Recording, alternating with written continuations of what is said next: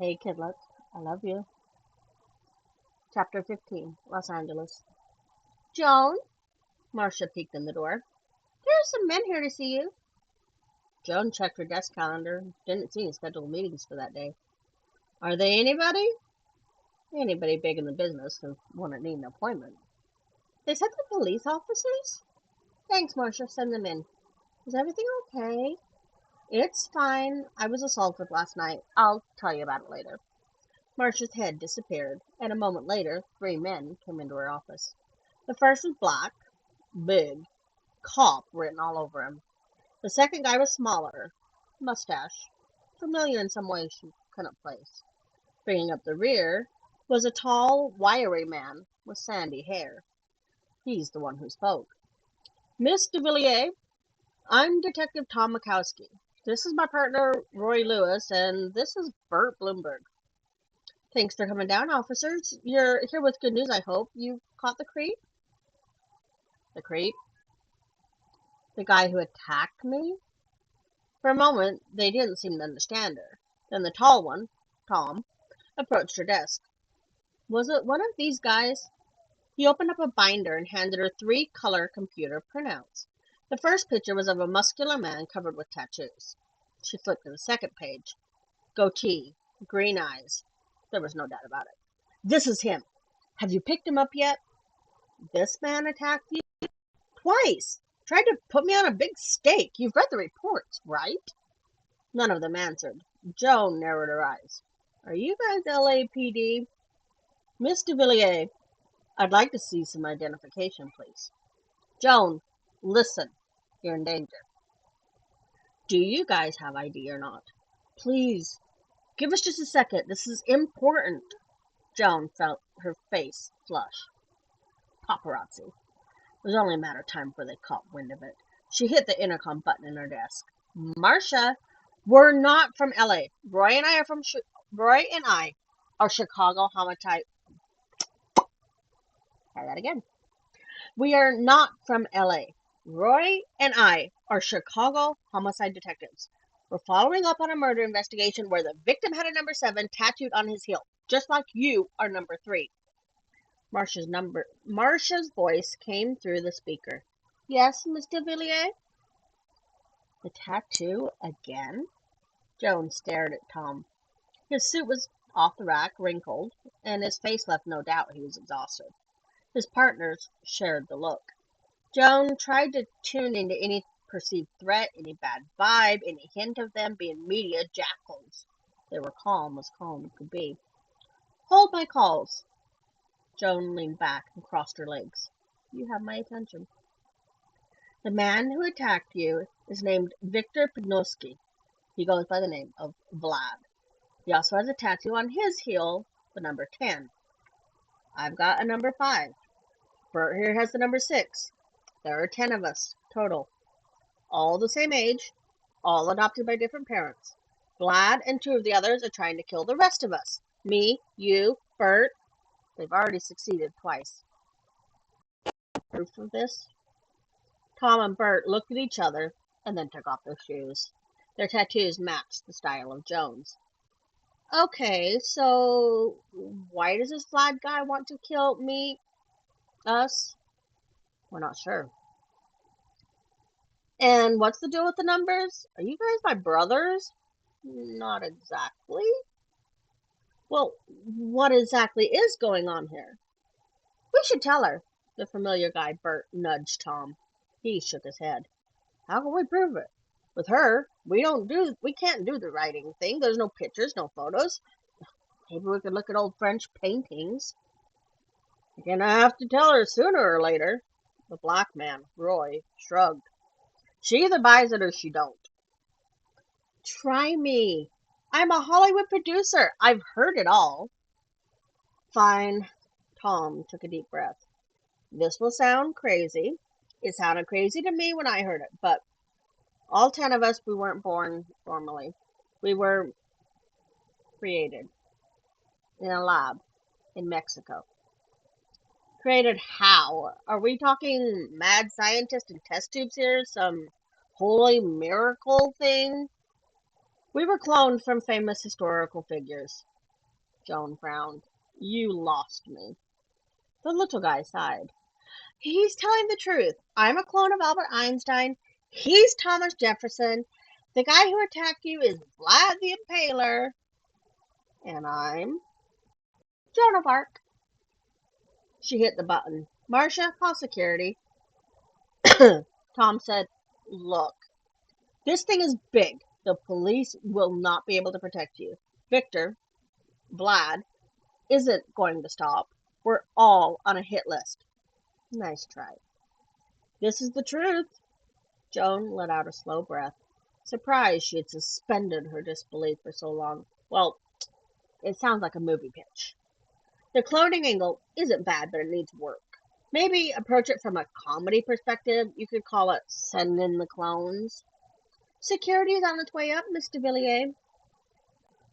We're staying over at the Chinatown Holiday Inn. There's my cell phone number. Tom tossed a card on her desk. Call if you need us. Sure thing, President Jefferson. Now, I have some actual work to do. If you'll pardon me. Joan smiled. Get it? Pardon me? Tom looked at her hard. Please, be careful. Joan met his stare, and for a second almost believed him. She came very close to calling them back in, but the moment passed and rationality took over. She was no more Joan of Arc than these guys were Einstein and Jefferson. The little guy did look like Einstein, but it was all too far removed from reality. She wasn't buying. But being stalked by some psycho, that was real.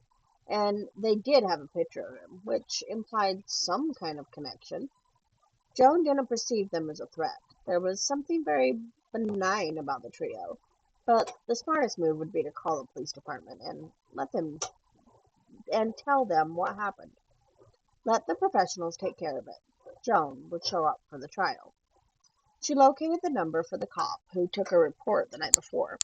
But before doing that, she called Marty into her office and set up some interviews for personal bodyguards. Until this Vlad lunatic was behind bars, Joan wasn't going to take any chances, even if she had to hire an entourage. Chapter 16, Los Angeles. Still. Well, what now? She doesn't believe us. Roy put on his sunglasses. We knew she weren't. Be honest, I don't either. I figure this is all just some big white person conspiracy. They walked out of the building and stepped on the sidewalk. The California sun felt good. Tom inhaled deeply, trying to smell the ocean. He believed he caught a whiff of salt water behind the car fumes and the rotting garbage from the alley. You know, Vlad is here. Roy, do we have any friends in the LAPD? Not that I know of. We can always make some. Mrs. Shaw, I'd like to see those reports on Joan's attack. Maybe we can catch Vlad before he makes his next move. So we're just supposed to sit here and wait? That's the plan, Bert. Tom held up his hand to hail a cab. Well, how about Lincoln? While we're here, Attila and Jack could be trying to kill him. What do you suggest? I'll go after Abe. Tom turned away from traffic and frowned at Bert. Maybe all the jet lag had caught up with the little guy. Bad idea. These are dangerous guys. If I want to go, you can't stop me. I could break your legs, Tom suggested. Then you can't go nowhere. I'm not afraid of you. Doesn't matter. I can break your legs whether you're afraid or not. Bert gave Roy his back and touched Tom's shoulder. I'd be dead right now if you didn't show up with you did. Abe will be easier to convince. There's a handwriting sample in the leather binder, and the guy already knows he looks like Lincoln. We have to warn him or he'll die. If we leave L.A., we miss our shot at Vlad, and Joan will die. Why can't we save them both? Let's vote. No voting. You guys will team up against me. The choice is simple. You let me go to Nebraska, or I'll take off as soon as you both turn your backs. A cab stopped by the curb. We'll discuss it at the hotel. We'll discuss it now. There's a beat cop right across the street. All I have to do is start screaming that you two have guns." Tom and Roy looked at each other. The cabbie leaned out the window. "You guys getting in or what?" "I could keep an eye on him, make sure he's okay." Tom couldn't believe that came out of Roy's mouth. "You're kidding." Bert looked just as amazed. "You want to come with me?" "No, damn you both. I don't want to go with you, but if we don't have a choice, I'll go. We zip over there, warn the guy, make sure he's safe, zip back here. Could be back by tonight. I'm anxious to get back on a plane anyways. It's been so long." Tom considered it. Someone had to keep an eye on Joan, but it wasn't very likely Vlad would attack her again so soon. And honestly, it would be nice to be alone for a little while. Tom had some personal issues to sort out, a difficult task when surrounded by constant bickering. "Fine, let's hit the hotel. We'll come up with a game plan." The cabbie was fat, sweaty, and strongly smelled like a gym sock. The three of them climbed into the back seat. Roy was hesitant to sit down. Tom knew his donut was back at the hotel. "You should have taken it with." "And do what with it? Carry it around my neck?" "This is LA. I don't think anybody would notice. Slug bug red, no hitbacks." Bert popped him in the shoulder. "And there's another one. Slug bug green, no hitbacks." Bert hit him again. Same spot. The cabbie scowled at Roy. "Buddy, you need to sit down." "I'm trying to sit down. This jackass keeps whacking me." Tom questioned his decision to sit between them. The front seat seemed like the lesser evil. "Chinatown, Holiday Inn. Sweet Mary, Moses, Mother, Jesus, Life of Joseph the Carpenter." Roy finally managed to sit down. "So, you guys play the slug bug game?" The taxi driver grinned at them in his rear view. "I see that all the time. Lots of Beatles in Hollywood, trendy." "There's one." Roy reached over and pounded Bert in the leg. "Slug bug black, no hitbacks." "Where?" "Right there." "That's a BMW." Bert smacked Roy twice. "Wrong car. Double hitbacks." "Can you guys stop this, please?" Tom looked ahead in the distance. "Oh, God, no." "Here it is." The cabbie pointed to his right. "Largest Volkswagen dealership in Los Angeles." It was ugly. Real ugly. "Can you guys quit this, please?" Tom looked ahead in the distance. "Oh, God, no." "Here it is." The cabbie pointed to his right. "Largest Volkswagen dealership in Los Angeles." It was ugly. Real ugly. When they got to the hotel, Bert and Roy were still laughing. "I hurt my hand smacking you so much. I got so many bruises I'm getting darker than you. How's your arm?" "I need a Vicodin." "You hit me 65 times in the exact same spot." But the one who really nailed me was Tommy. "Man, you hit hard." "No kidding." Bert patted Tom on the back. "You were jabbing so fast your hands were a blur. I didn't think you'd like this game." "Yeah, Tom. Next time, though, you have to call out the color of the card." "You forgot to say anything." "Did I?" They entered the hotel lobby and got the elevator. Their room was on the 10th floor. Tom opened the door with the key card and made a beeline for the laptop. After logging into Wi-Fi, he went to the site he had discovered last night after they got in. Surveillance Technologies. "You're not taking your lures again, are you?" "Everywhere I go." "Can't you put them in the hotel safe?" "I don't trust safes." "But you trust the airlines?" "What if they lost your luggage?" "Then they pay me the market value. I insure them every time I board." Tom took the tracer he had liberated from Bert's deodorant from his pocket and attached the lead terminal to the battery. Just below the battery, on the circuit board, there was a serial number followed by the tiny word "Big Trap." Rather than sleep last night, Tom would use these to trace the tracer back to its manufacturer. Surveillance Technologies was an upscale spy store that sold bugging, tracking, and detecting equipment online. Their homepage proudly advertised that the U.S. government was one of their top customers. A disclaimer, in somewhat smaller font, stated that many of these products were illegal for civilian use. The Big Track series were tracers. By accessing the private area of the Surveillance Technology website, You could access the Global Positioning Satellite to plot the tracer on an overlay as large as the Western Hemisphere, all the way down to a street map. Big tracks were off limits to the public sector, and the tracking page required an ID and a password to access. Tom had spent almost 2 hours trying to get in. He used combinations of Attila, Jack, Ripper, Hun, Clone, Jeans, Sting, Barnett, and so on, hoping to luck into the right combination. He hit the jackpot with ID Mary and password Kelly, the Ripper's final victim. He tried it now and then punched in the serial number on the tracer. The screen loaded a map of the United States with a small blip on the west coast. He zoomed into California, then to LA, then to Chinatown, and finally down to the street the hotel was on. Tom wondered if zooming in further would show a floor plan of their suite, but it was already maxed out. We call each other every 4 hours, starting when you arrive. I can trace you guys with this. Tom tossed the big track to Bert. Keep it on you. Yes, Mom. Bert placed the transmitter into his thick wallet. Roy picked up Tom's carry-on. Roy's had been lost in the fire in New Mexico.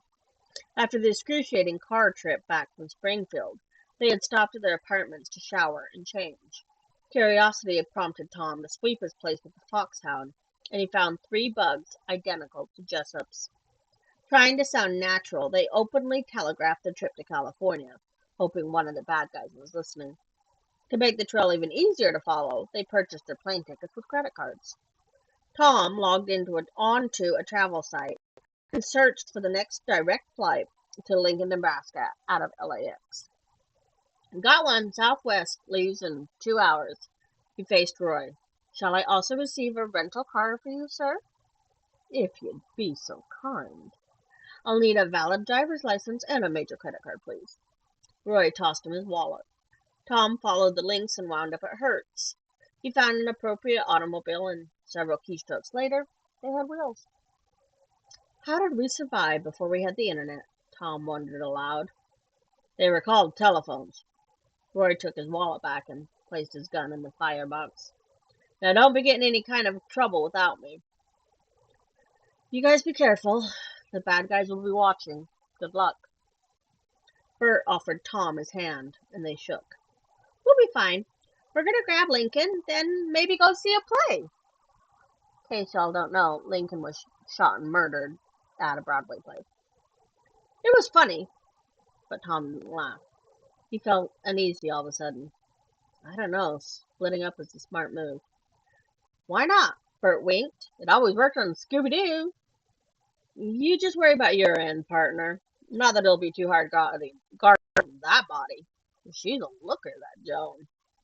You think so? Open your eyes, Tommy. If you're so preoccupied you can't see a beautiful woman right in front of you, it's time to reevaluate your life. No kidding, Tom thought. Call when you get there, Roy. They left the suite, leaving Tom alone. Tom shut off the computer and closed his eyes, picturing Joan. Short blonde hair, blue eyes, small nose, full lips. Tom couldn't get a sense of her height as she'd been sitting down, but she looked in shape and had filled out the blouse quite nicely.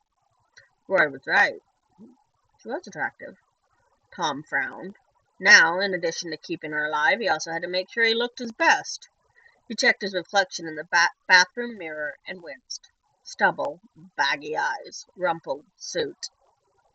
A butter stain on his shirt from the breakfast bag on the flight in. The facial bruise from where Attila hit him was fading to an ugly yellow. Tom tried a smile on and found some food stuck in his front teeth. How long had that been there? You're not living up to your potential, he told the mirror. The mirror agreed. Tom decided to postpone his breakdown until later and got back to work. He had formulated a quasi-plan to deal with Joan. Follow her around and keep his eyes open. Since she would probably still be jumpy from the attack, the smart thing would be to inform her of his intention. If the circumstances were different, she wouldn't give him a second glance. Hold on.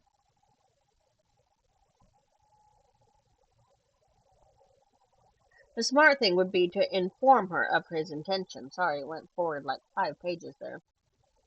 Tom fished out the business card he had taken while visiting her office and called it. JDP, how may I help you? Tom tried to sound important. Jimmy Jones. May I ask who's calling? Mike Douglas. Just a minute, Mr. Douglas. So far, so good. Mike, I haven't seen you since hands. How are you? Actually, this is Tom Mikowski again. I figured you wouldn't take my call. You figured right. Please, just 2 seconds. I know you don't believe me, but you're still in danger. Thank you for your concern, Detective, but I've taken care of that. Call up the 29th Precinct in Chicago. Talk to Lieutenant Daniels or anyone else there. Ask them about me. I'm a good cop. I called Chicago. I was told you're on vacation, but yes, they did vouch for your character. I'm still not going for the Joan of Arc thing, though. That's fine. I don't blame you. I'm struggling with it myself. I just don't want you to freak out because I'm going to be following you for a couple of days. Don't worry, I'll be discreet, stay out of your way, but Vlad is going to try again soon. That's hardly necessary. I just hired a personal bodyguard.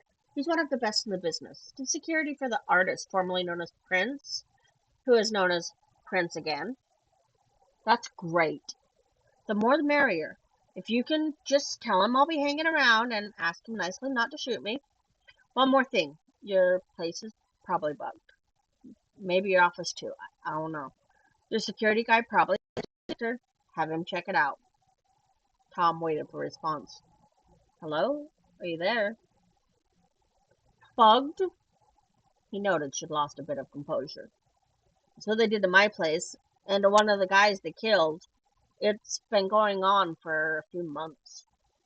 A few months? Probably longer. We've been under surveillance for our entire lives. The guy who started this project is rich and powerful and has government backing. He's also a real nut job. Hey, for what it's worth, I didn't mean to come in and disrupt your life. Hopefully it'll all be over soon. Joan hung up. Tom wondered if he could have told her about the bugs in a subtler way. It was a freaky thing to deal with. On a completely inappropriate note, Tom found that he enjoyed talking with Joan, even if she thought he was crazy. Maybe if the circumstances were different. If the circumstances were different, she wouldn't give him a second glance. She probably had a string of movie star boyfriends with perfect looks and tons of money. Tom reverted back to acting like a professional.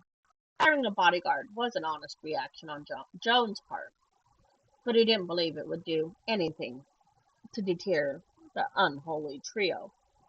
If someone really wants you dead, there are too many ways to get the job done.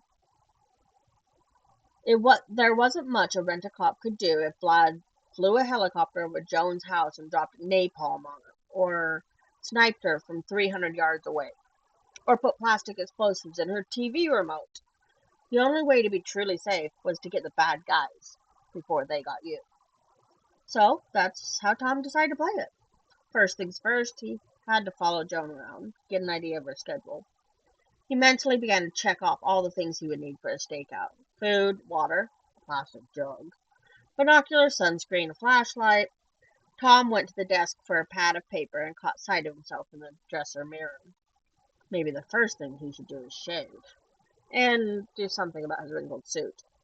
He wrote down his list of items and added a new shirt. And some cologne. It couldn't hurt. Chapter 17. Los Angeles. Still. This was worse than being attacked. Joan watched as Rod removed another listening device, the third, from the electrical outlet in her bedroom. I think that's the last one. The bodyguard got up from one knee and eyed the bug in his palm. How long do you think they've been there? Hard to tell.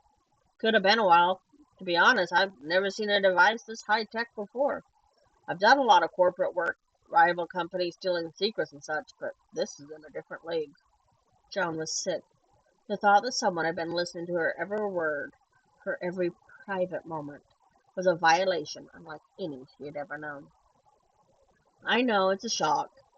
These are some real bad people. I don't even want to live in this house anymore. A perfectly natural reaction. It will pass. Sometimes the truth is hard to take, but knowledge is power. We're on to them. Joan didn't feel empowered. She felt helpless. Maybe I should call Tom. He's the one who told me. Bad idea. He showed up at the same time all the trouble started. He also knows the man who attacked you. It's likely he's involved. Then why would he tell me about the bugs? To gain your trust.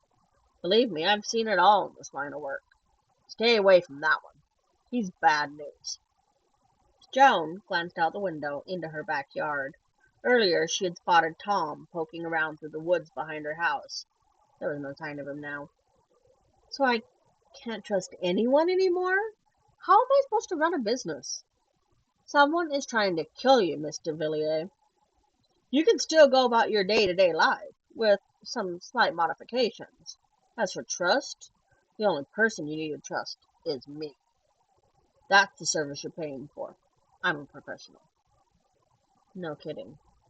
Joan had been with Rod for almost 2 hours now and hadn't seen him smile once. She had no doubts he was formidable. The man was tall, muscular, proficient in 6 different martial arts, a weapons expert, a former Green Beret, extremely expensive, and serious as cancer. But his presence felt more like an invasion than a relief. Your intruder bypassed the alarm panel by manually disarming the system. He probably hid somewhere in the backyard and got the code by watching you through the window. That was a bad place to put the keypad. The new system will be much harder to beat. Joan heard a beep. Her pager in her purse on the kitchen counter. It was Marty, his home number, followed by 911. She picked up her phone and found it still wasn't working. Can I borrow your phone? Mine's in the car. Sorry, have to keep it free for emergencies.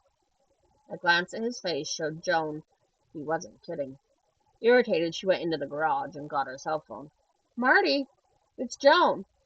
Joan, is that you? Marty was breathy, seemed out of it. You sound terrible. You remember? I had a checkup last week. You did? What's wrong? I got the results, Joan. It's bad. Marty started to cry. What is it, Marty? Cancer?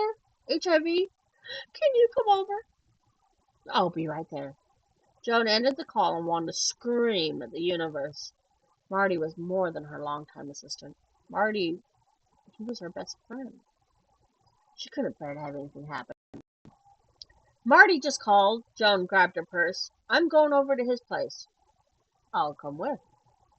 I'd rather go alone. Joan, I can't protect you if you fight me. If this is going to work, you have to be able to follow orders. When I say duck, you duck without question. Whenever you go out in public, either I or one of my people have to be with you. That's just the way it is. Fine. Joan turned on her heels and went back into the garage. If Rod insisted on driving, she would fire him on the spot. But he slipped into the passenger seat without a word. Joan drove too fast. Part of it was urgency. There was also an effort to make Rod uncomfortable. It didn't work. Even when she blew a red light, he didn't even so much as blink. She wasn't sure exactly when it happened, but sometime in the past couple of minutes, the bodyguard had become an enemy. Joan resented his lectures, his lack of emotion, and most of all, his very presence. Now, with Marty in trouble, she felt as if he were mocking her with his stoicism. The big, strong man was here to save the poor, emotional little girl. Joan parked in Marty's lot, slipping the Jaguar in between a Mercedes and a Beamer. Nice neighborhood, great apartment, famous friends, lots of money. Both John and Marty were just as wrapped up in Hollywood culture as everyone else living here. But none of it ultimately mattered, did it? So many things were more important. She killed the engine. I'd like to be alone with my friend. I'll wait outside after I check the place out. Joan kept her composure. Can't you just stay here? It's natural to resent me. I'm an intrusion in your life, and the very fact that I'm here reminds you that you're in trouble. If it's any consolation, you've taken it much better than most people. After what happened to you, I'm surprised you even have the courage to leave the house. Because I'm a woman? Because you're a human being who was almost killed. Twice. I've had years of training, and it's never easy having your life threatened. Remember, you didn't hire me because you're weak. You hired me because you're a fighter. Joan's resentment towards the man eased a tad. Fine, if you could just give us some privacy after you do your thing. Of course. Marty's apartment building was new, but the architect had gone for the retro 50s look. Lots of red brick at angles. I don't have my oxygen on, do I? They walked to the security door and Joan pressed the button next to Marty's name on the intercom. He buzzed them in without a word. Hold on.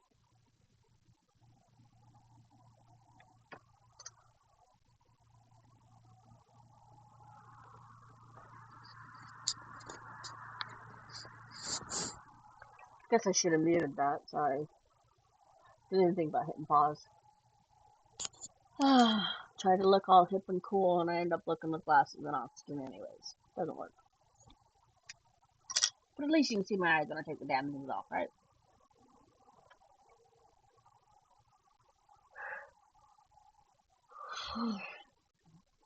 Not tired. Just brain needs oxygen.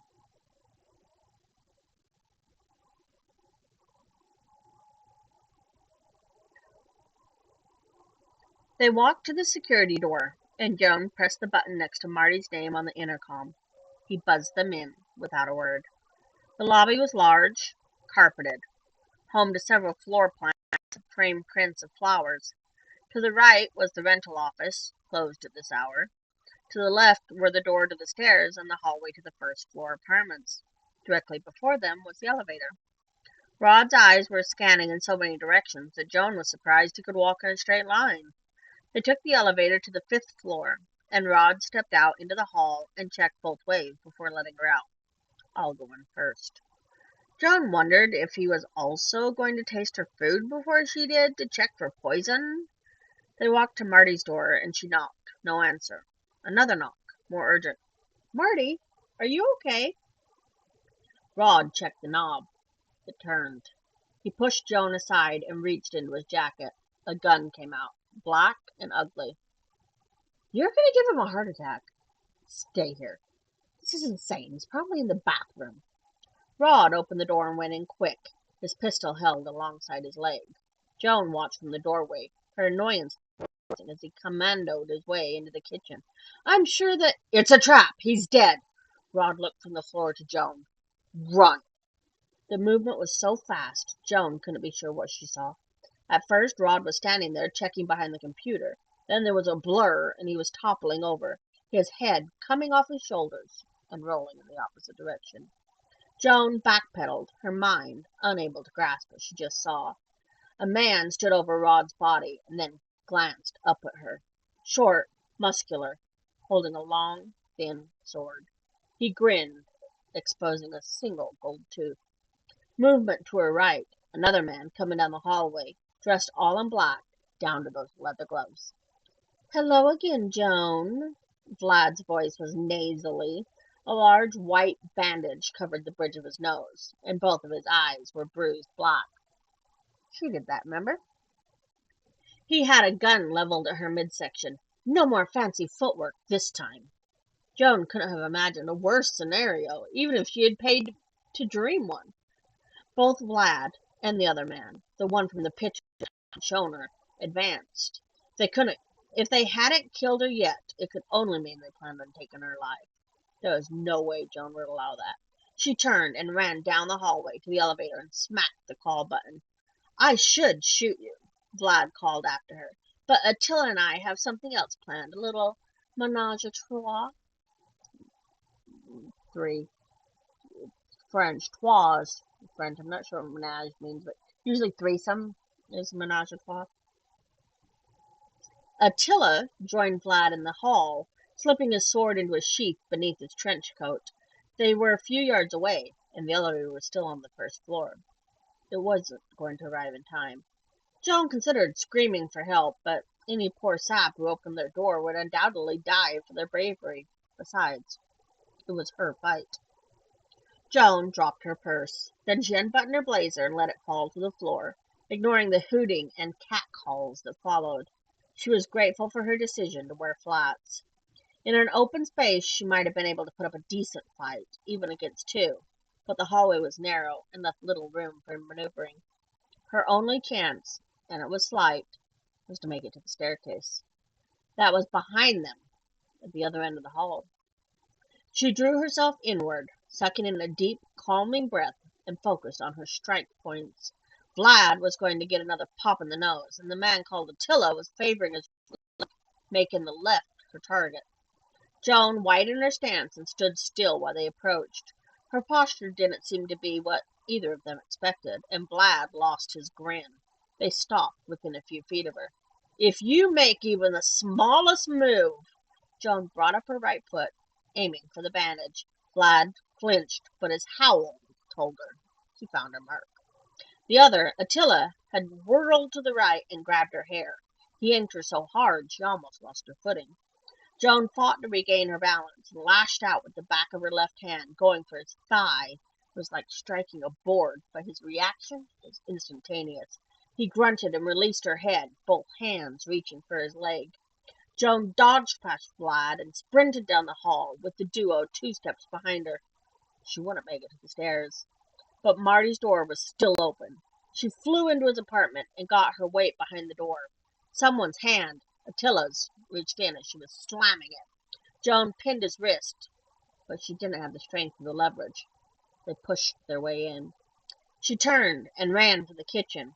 Rod's body had fallen behind the breakfast bar, the gun still gripped in his hand. Joan dove for it and pried his fingers off.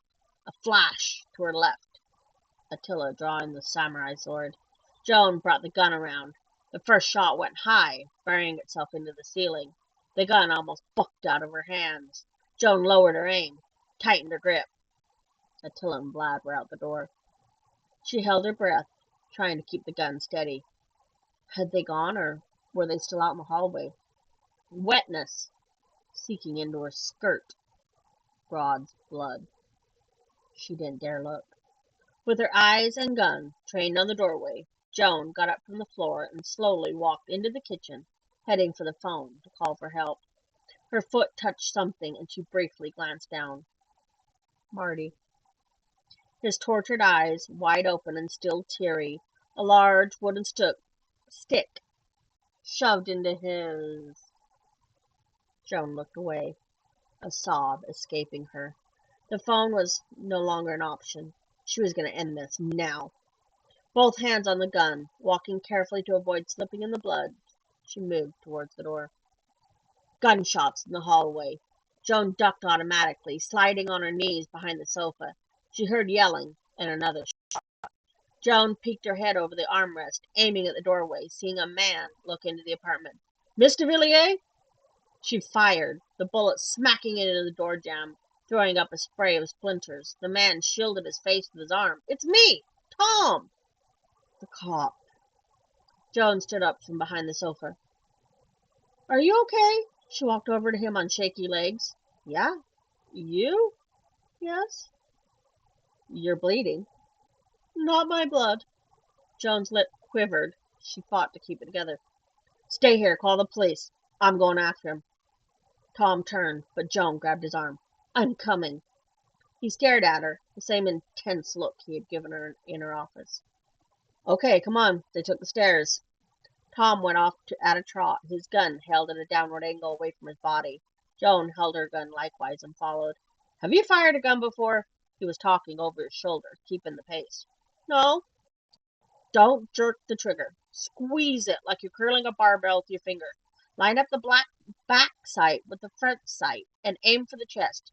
Keep both eyes open and lean into it slightly. It'll kick back. I noticed. Was it just the two? That's all I saw. Tom reached the door for the stairs and pushed his back against the wall alongside it. You open. I go in. On 3. 1, 2, 3. Joan yanked open the door and Tom went in low. He aimed left, right, and up in quick succession, which is really cool because up seems to always be missed. People don't look up. I've told you kids this. Any kind of emergency, any kind of freak out, always look up.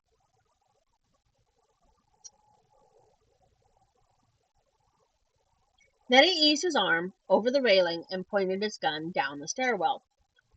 They're about 2 floors below us, Tom whispered. Stay quiet, move along the wall. Tom kicked off his shoes and began to descend, moving fast. He did the same. The stairs were cool under her feet. Echoing up from the lower floors were footsteps, Attila and Vlad. They didn't seem to be hurrying. They're not expecting us to follow. Tom's voice was low, breathy. Do they both have guns? Just Vlad, I think.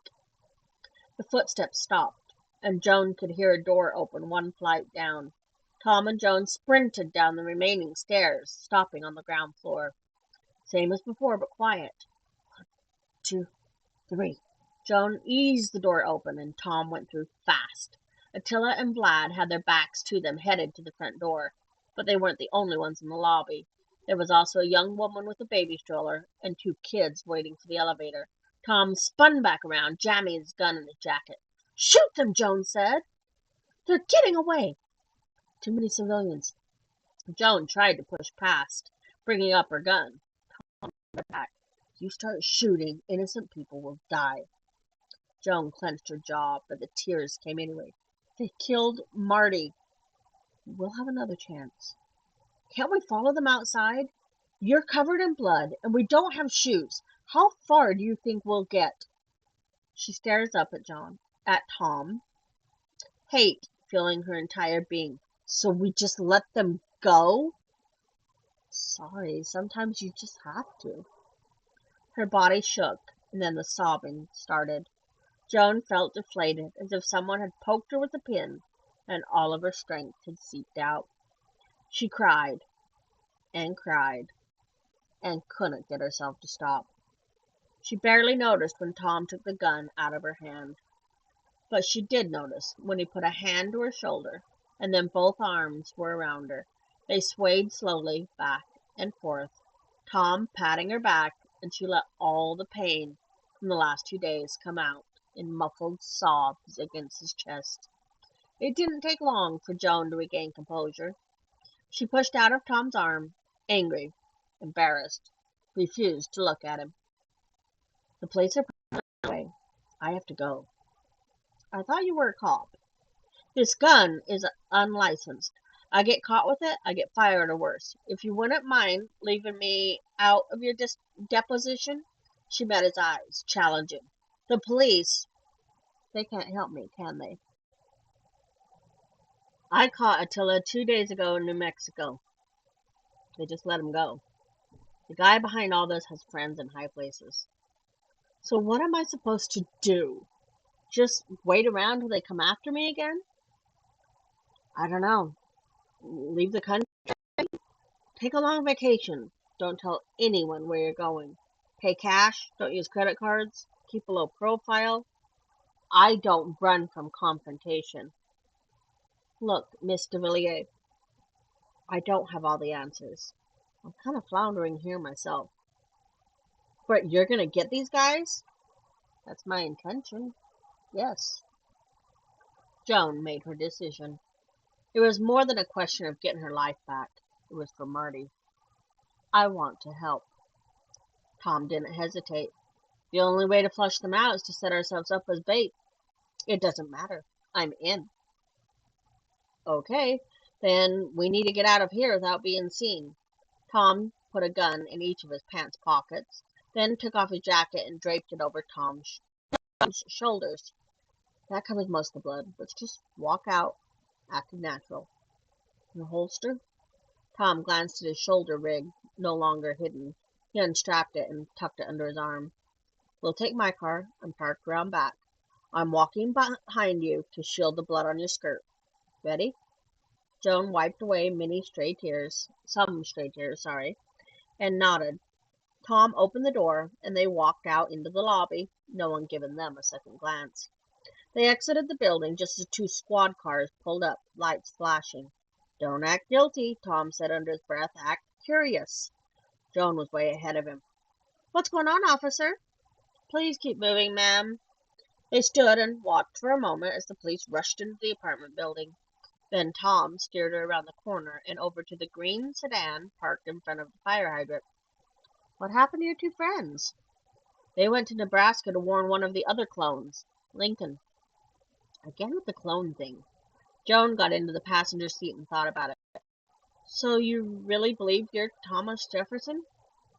Unfortunately, that's what it looks like. And those guys that just attacked me? Vlad the Impaler and Attila the Hun. Vlad had called the short man Attila. The guy who looked like Einstein is really Einstein? Sorry, the phone rang again. I decided to record, I guess, in the business part of the day. And that guy who looked like Einstein was really Einstein? Tom started the car. As unbelievable as it all seems. He let two more squad cars rocket past and then pulled into traffic. So have you found all the clones yet? We're still looking for the last one. Is he number 4, named William Matherson? Tom looked at her. How did you know? Marty knew him. He works in Santa Monica. Have you actually talked to him lately? I called his company today to see if he still works there. He does. How far away is Santa Monica? Maybe 20 minutes? Okay, you need to get changed first, and shoes would probably be a good idea. Do you remember how to get to my place? Tom made a U-turn, forcing a car on the other side of the street to slam on its brakes. Joan still wasn't buying this clone angle, but she found herself willing to play along. Who is this Masterson guy supposed to be anyways? William Shakespeare. This should be interesting. More like frustrating. We have to convince a total stranger that he's a clone of a famous historical figure, and you don't even believe it yourself. I'm trying to get used to the idea. Join the club. She closed her eyes, picturing Jefferson's profile on a nickel. After getting a good mental image, she looked at Tom. There was a pretty good resemblance.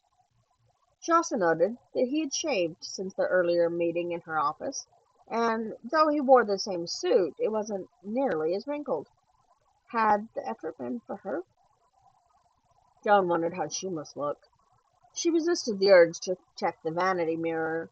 Nothing could be done about it anyways. She had left her purse in the hallway. Marty's hallway. Marty. Before the grief could build, Joan pushed past it. While Marty wanted to wallow deep into the self-pity pool, it wouldn't help the task at hand.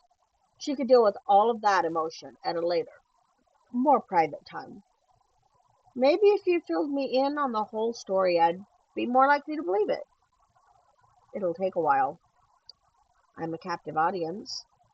I also have to warn you, if you do start to believe that it's true, that you're really Joan of Arc, it can really play hell with your psyche. My psyche could use a little shaking up. I'm serious, Mr. Villiers. Don't worry about me. I'm probably the most stable personality in LA, and call me Joan. Okay, Joan. Tom glanced at her and flashed a brief smile. Here's how this whole thing started.